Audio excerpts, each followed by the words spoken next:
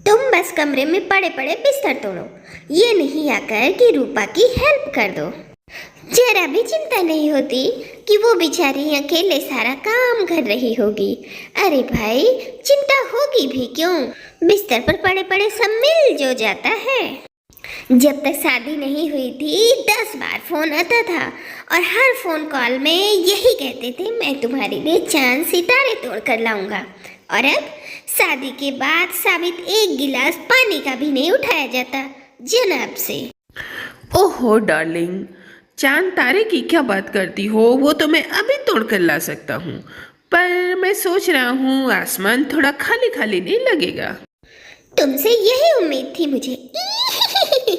बस बातें ही बनानी आती है तुम्हें। अरे तुम्हारे इन्हीं चिकनी चुपड़ी बातों के झांसे में मैं आ गई। भला मैंने क्यों की लव मैरिज? ये शादी करके मैं तो फंस गई। मुझसे अच्छा तो जेठानी जी का है। अरेंज मैरिज होते हुए भी जेठ जी जेठानी के सारे कामों में मदद करते हैं। तभी बाहर से आवाज आती है, अजी जरा रसोई में आइए ना, ये दाल का डिब्बा मुझसे उतर नहीं रहा है, जरा आके आप उतार देंगे क्या? अरे अरे रश्मि, तुम डिब्बा उतारने की क्या बात कर रही हो, मैं दाल ही बना दूंगा। तुम ऐसे भी सुबह से काम कर रही हो, आओ तुम बाहर आ जाओ, मैं देख लेता हूँ। अब इतना सुनते ही पहले से ही आग बबूला बैठी हुई रूपा अब और गुस्से से लाल हो जाती है। सुन रहे हो? सुन लो, ये तुम्हारे अपने ही भैया हैं, सगे भैया, जो दिन भर अपनी बीबी के आगे पीछे घूमते रहते हैं। और एक तुम हो कि तुम्हें जरा भी शर्म नहीं आती।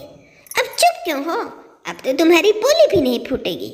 एक मैं ही पागल हूँ जो मैं यहाँ बड़बड़ाए जा रही हूँ।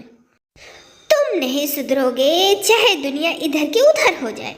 अब जा रही हूँ मैं यहाँ से।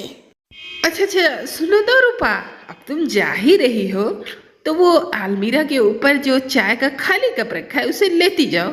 और हाँ, जब आना तो बढ़िया गर्मा गर्म हार्ड कॉफी बना कर ले आना।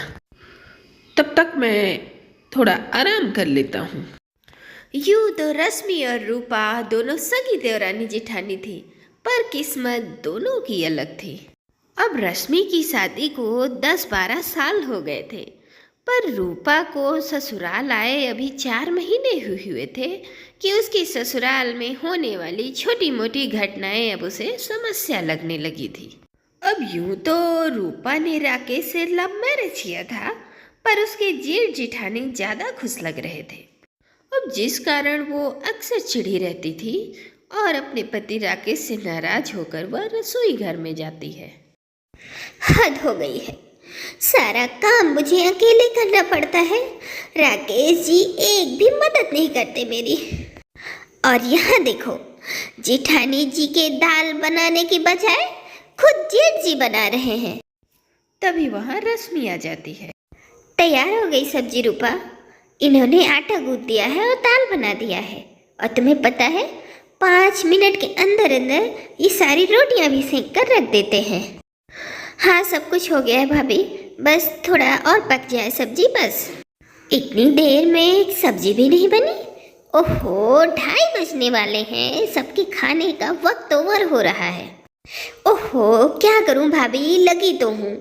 और सबकी किस्मत आपकी जैसी तो है नहीं भाभी कि भैया आपके सुबह सुबह कपड़े धो देते हैं, सुखा देते हैं, सुखा के फैला देते हैं और उतार कर आपको लाके दे भी देते हैं।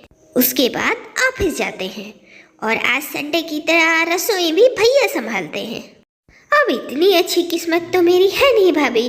अब मुझे ही अपने सारे काम करने होते हैं, कमरे में झाड़ू पोछा करना होता है, कपड़े धोने होते हैं, मम्मी जी के पैरों में तेल लगाना होता है, उसके बाद कहीं जाकर सब्जी कटती है, फिर पक पाती है।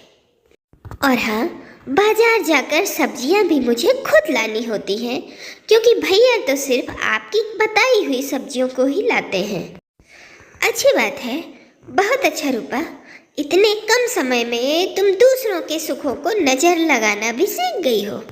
एक सब्जी नहीं बन पा रही है, लेकिन ये सब तुम्हें बड़े अच्छे से आता है। हाँ, वैसे लव मैरिज करने की एक्साइटमेंट तुम्हें ही थी ना?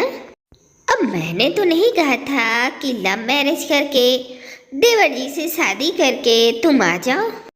अब जैसे 5 साल हमसे छुपाकर अफेयर किया था, वैसे ही ये बात भी पता कर लेती कि लड़का घर में काम करता है या नहीं।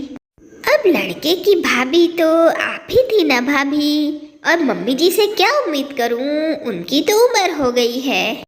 थोड़ा अपने देवर को भी सिखा देती जैसे आपने भैया को सिखाया है, लेकिन नहीं, आप तो यही चाहती थी ना कि जो भी आपकी देवरानी आए उसका सारा समय किचन में ही जाए, ताकि आप इधर की उधर होने वाली गपशप का मजा ले सकें। बस बहुत हो गया रूपा। और रश्मि, क्या तुम जिठानी होकर बच्ची से लड़े जा रही हो? ये सब हमारे घर में कभी नहीं हुआ और न आगे से होना चाहिए। अब इस बात को यहीं ख़त्म कर दो और भूल कर भी कोई ये टॉपिक उठाएगा नहीं। और हाँ, मम्मी जी के सामने ये बात तो कभी आनी नहीं चाहिए। और जहाँ तक रही राकेश की बात, तो उससे मैं बात करूँगा, समझाऊँगा कि वो तुम्हारे कामों में हाथ बटा लिया करे।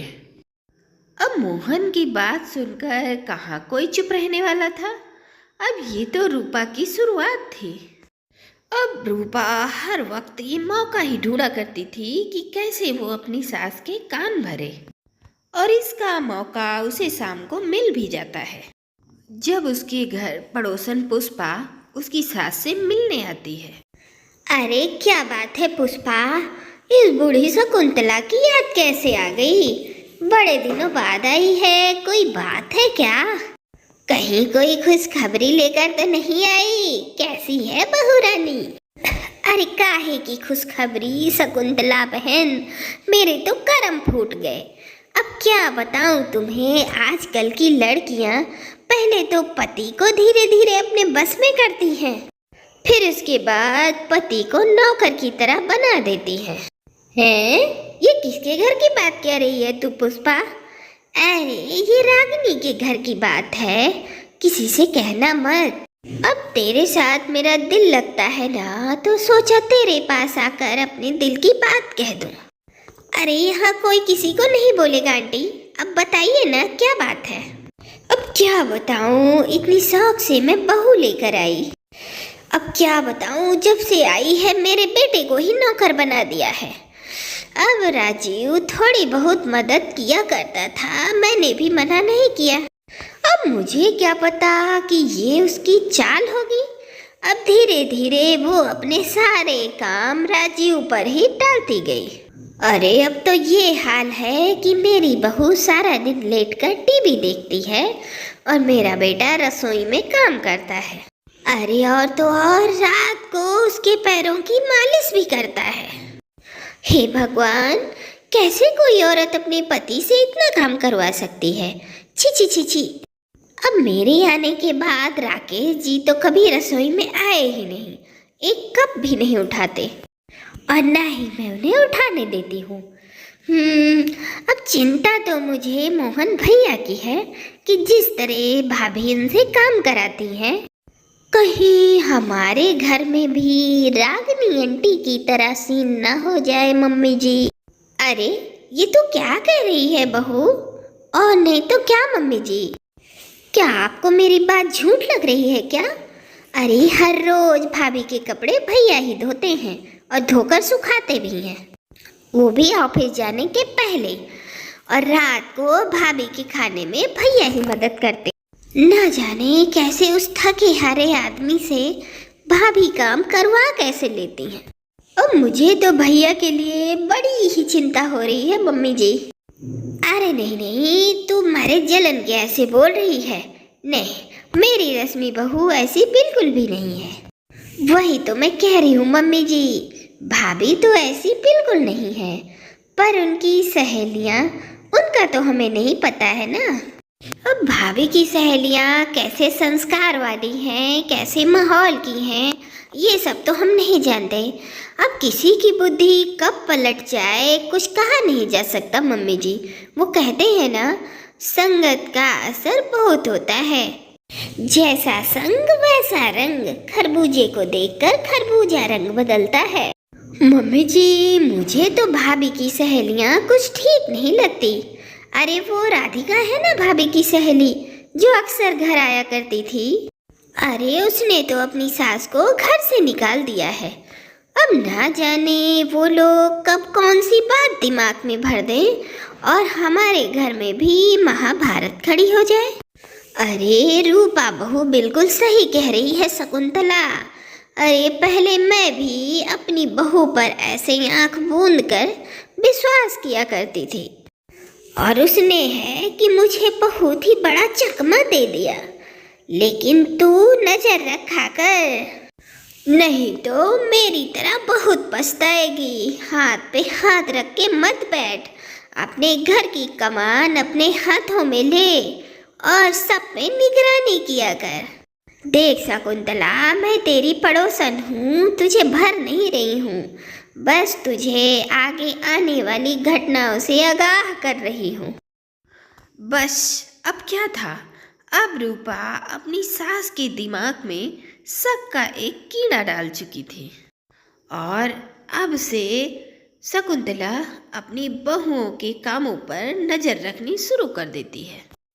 और ये सिलसिला कब तक चलता है और कहाँ जाकर रुकता है, अब ये तो आपको कल वाले भाग में ही पता चलेगा, इसलिए देखना ना भूलें।